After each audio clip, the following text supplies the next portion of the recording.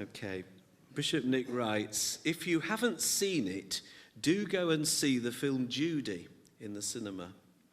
I went last week and found it moving, disturbing and bewildering. It's the story of Judy Garland as she approached the end of her life. But we get flashbacks to when she was a child star owned by a film studio. We learn that she was effectively sold by her mother, was fed drugs either to make her sleep or to keep her awake. She worked 18-hour days. She was told that she was ugly, worthless, or at least worth something only as a product for other people's shallow consumption. She was expendable in order to allow others to live with their fantasies. 5 marriages, suicide attempts, short-lived happinesses, and long-lived despair. It's as if the accidental death at the age of 47 was written into her exploitation from a very, very early age. I apologise if this seems an odd way to begin a presidential address at a Diocesan Synod, but I can't apologise for doing it. Ideas can be powerful. Ethical maxims can often give clarity to morality.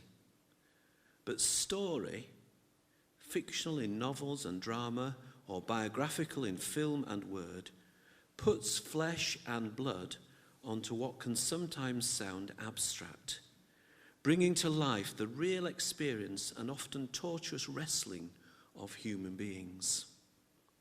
Stories spark the imagination and invite us to put ourselves into the skin of someone else, seeing as they see, feeling as they feel. In one sense, this is how the biblical narrative works, particularly, I would argue, the Gospels.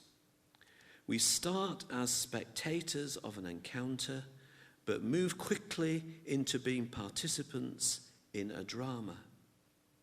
This is why we need to read the text while asking where we stand in the narrative. For example, in John 8, when Jesus is presented with a woman caught in the act of adultery, do we stand with Jesus as he refuses to use this woman as an instrument of moral argument and religious power?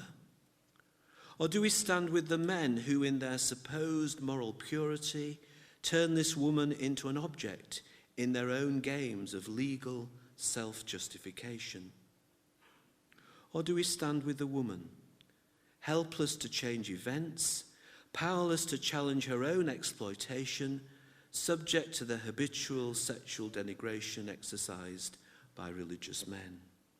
The point is, we stand somewhere, and that shapes unconsciously how we read and think about the text. So what does this have to do with today's synod? The question behind Judy has to do with what I call a theological anthropology. What is a human being? Why does any individual matter?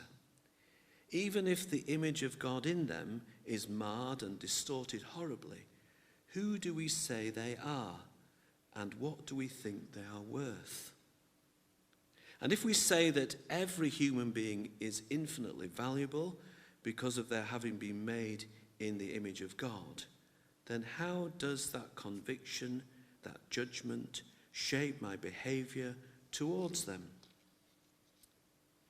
These are not abstract questions, and they lay behind the way we conduct our business as a synod, the language we use to consider the decisions we must take, the judgments we make of each other. In the same way that Brexit has too often been discussed merely in terms of trade and economics, instead of human flourishing and the common good of a complex society, so there is always a danger that we lose sight of the purpose of and behind the specific business before us today. Our diocese is now over 5 years old. In line with our original plan, we have this year commissioned a review of our governance. Originally, we set up a governance model that would reduce bureaucracy while optimising engagement. The first synod understandably wanted as much representation as possible and agreed to the largest of the three options. Establishment of a smaller board, combining the Diocesan Board of Finance, Bishop's Council and Mission and Pastoral Committee, was to be compensated by involving synod members in scrutiny committees. But the reality is that there was a singular lack of enthusiasm on the part of synod members to volunteer for scrutiny duty, and we only draw in around half of those eligible to attend a synod. The board itself has grown into a greater ownership of its business and responsibilities. Yet the lived experience has also exposed weaknesses. The review, conducted by an external consultant, has shone a light on where we might now adapt and how we might improve. In December, we will have our second interdiocesan strategic learning community meeting in Birmingham, and that's followed next March by our second interdiocesan peer review. Again, these give us an opportunity to look in through the eyes of those outside of us and see more clearly how we are doing. In telling our story to those looking in from the outside, we have the opportunity to work out for ourselves whether the stories we tell ourselves are accurate, realistic, or fair. This, I think, is a gift of the wider church to which we belong. It is also evidence of our commitment to our three values: loving, living, and learning. We must never stop learning. So today, when we debate parish allocations for 2020 Deanery Synod elections, we need to remember why we're doing this. It's too easy to mock Deanery Synods with hackneyed dismissive descriptions such as a meeting of 40 people waiting to go home. Deanery Synods are easily left to the keenies who have time or inclination to attend them, but they ought to have a purpose and agenda which leads to people wanting to be on them in order to shape our priorities and mission across the diocese. There should be an election in every deanery, both for clergy and laity. It is in our hands to make these synods live, and it is in our hands to kill them. We should have our best people on them, bring creativity, commitment, and life to the work of our diverse parishes. The Deanery Synod also forms the electorate for the General Synod, and 2020 will see the election of a new one of them too. How will we prompt our best people to stand for election in order to help shape the national church for the future? We can't just leave it to others.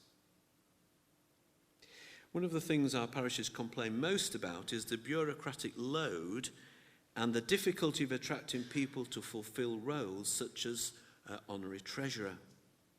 Well, today we will receive a presentation about the parish giving scheme, a national scheme that takes a huge amount of work away from the parish officers and helps regularise the flow of income, gift aid, and so on. If you're ever tempted to ask, what did the diocese ever do for us, apart from the obvious rejoinder that you are the diocese? Well, here is a quick answer. See what you think. Finance matters.